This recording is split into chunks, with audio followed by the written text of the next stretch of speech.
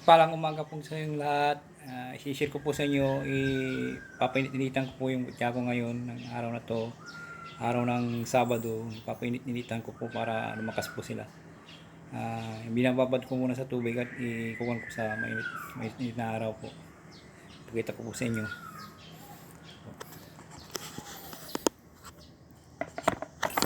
kung paano pagbilad po.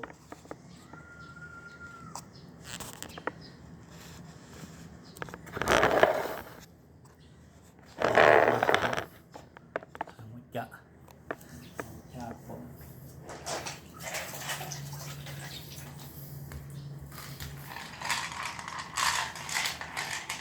Para lumakas.